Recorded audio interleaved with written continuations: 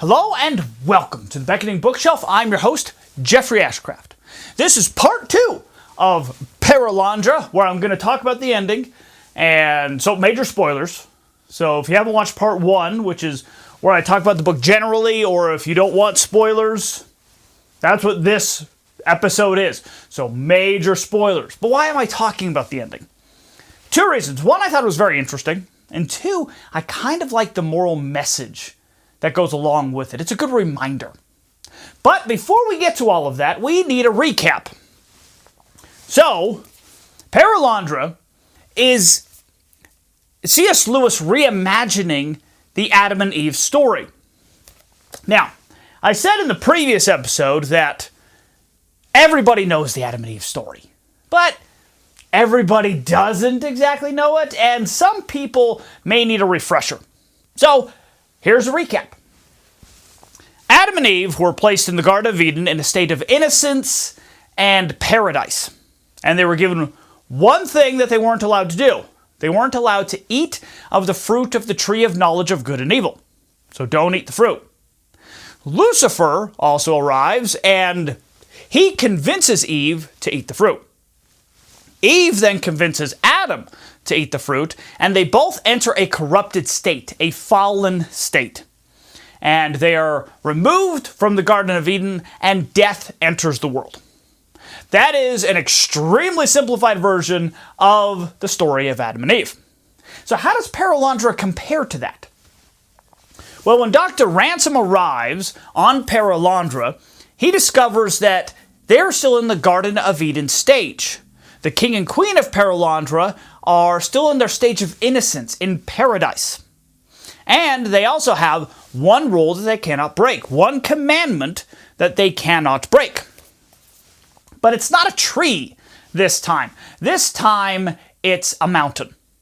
Well, I shouldn't have put the book back. I need to describe a little bit about Perelandra first. So Perelandra is... The surface of Perelandra is basically a big ocean. It's covered by a big ocean, kind of like Miller's Planet in Interstellar or Waterworld from the 90s. Now, it's not just water. There are floating islands, which the king and queen live on. But there is also a mountain, a piece of fixed land, a piece of earth that is literally just sticking out of the water.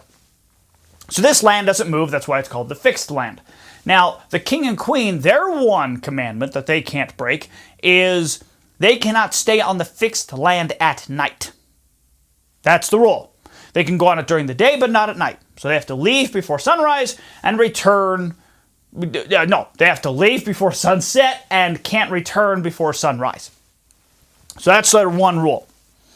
Now, of course, Lucifer also plays a part in the story. Well, in Perelandra, it's the unman. He's the antagonist, and he is a very good antagonist. He's very convincing. He's a very good debater, and he works to convince the queen to break the commandment, okay? And he has various tactics, various techniques. So one of the things he does is he tries to tell her that she'll be awesome, she'll be amazing, beautiful, wise if she goes and does this. He also tries to tell her that it's actually what God wants her to do.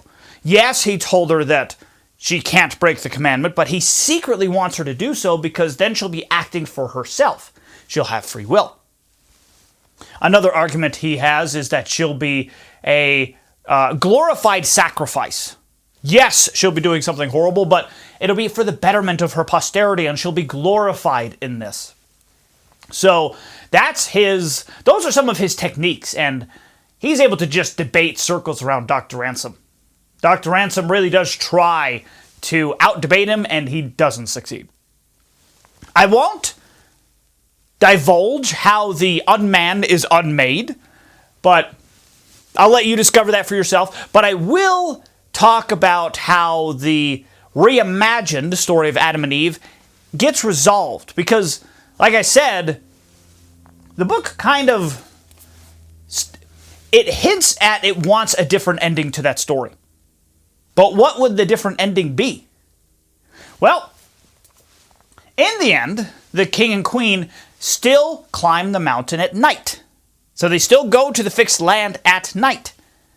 But they do so with permission. That's the big difference. That's how the story changes. And in doing so, they do not enter a state of corruption, but they enter a state of perfection. So, how it's explained is Lewis, he views the Garden of Eden stage, the stage of innocence, as a probationary state, as a testing period. That God is testing the king and queen of Perelandra to see if they will remain faithful, to see if they will succumb to temptation, to see if they will align their wills with his, whether or not they understand what's going on. And at the end of the book, they succeed. How they succeed, I'm not entirely sure. If that's explained, I missed it. But, so, if there was a certain time period, they just had to last long enough, or if they had to grow enough, learn enough, or if there was a specific test they had to pass, I don't know. But in the end, they succeeded, and they got permission to go to the fixed land. And I thought that was a very interesting reimagining of the Adam and Eve story. That the act of going onto the land or partaking of the fruit isn't exactly evil in and of itself, but they're commanded not to. And we could go into a lot of reasons as to why they're commanded not to, but they're commanded not to, and that makes it bad. And then eventually you get permission, and then you're allowed to do so. So I thought that was a very interesting reimagining of the story. Do I view this as Christian doctrine exactly? No. No, I think it's C.S. Lewis exploring Christian themes in a story format. So I don't really view it as concrete Christian doctrine. But it's still a very interesting reimagining of a story. Now, I also mentioned a moral that I thought that went along with this, that I really liked and it's a good reminder of, and that is the lesson that how important humility is, and the recognition that we really don't know everything. This is what, as people, we tend to claim wisdom or authority without earning it. Like for example, that's basically what the young man is trying to do with the queen. Is he's trying to tell her that, hey, you know better than Maladil, than God. Yeah, he told you not to go up there, but here's why you should. You should know better than him. Type thing. That's his argument. He's basically saying that, telling the queen that you are God, and you don't have to listen to God. Now, if we put this into a context that we can relate to a little bit better, it's like with children. Children are a perfect example of this, and how children tend to think that they know more than the adults in their lives, than their parents or their teachers. I'm one of them. I have totally been that guy. I was totally that kid who I would think, oh, I know what my parents talking about. I know better than them, And that's the child attempting to claim the wisdom and claim the authority that comes with adulthood. With the experience that adults have gained and the wisdom that they have gained simply from living their lives. But adults do this too. We sometimes think that we know everything. We sometimes forget humility and forget the fact that we can still be learning, still be growing, and that there are people who may know more than us. For example, your mechanic may know more about your car than you do. Or your boss will certainly know more about your company than you do. Those types of things.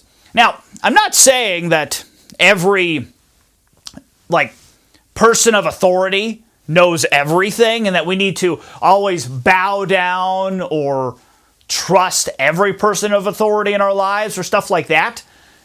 Because you also have to earn that trust, and even people in places of authority can be wrong. So, for example, I've had college professors, who were wrong, and I had to correct them because they were wrong. But we always have to remember that humility is a virtue that we really should embrace, and that just always remind ourselves that we don't know everything. And there's always something to learn. There's always someone out there who knows more about something than we do. And there's something that we can learn from them. And I thought that was a good reminder, a good lesson to learn. And it's one of the reasons why I like books, especially stories, because you're able to learn so many lessons from the stories themselves, and it's kind of a shortcut. You don't have to experience the thing. You don't have to learn the lesson from experience. You can learn the lesson from reading about someone else's experience with it. Even if that experience is fictional, as long as the lesson and morals are real, they're still there. So that's part 2 of Perelandra, discussing the book a little bit more. I hope what I said makes sense, and I thought it was interesting. If you read Perelandra, what do you think of the ending? And what do you think about changing endings or reimagining stories? You know, there's a lot of remakes going on these days. I'm not saying that this is a remake per se, but there's a lot of remakes retelling stories with different endings or different things happening in the story. What do you think of those? And thank you always for being here. I know your time is valuable, and I really hope I don't waste it. And you are amazing. Now go find yourself a good book.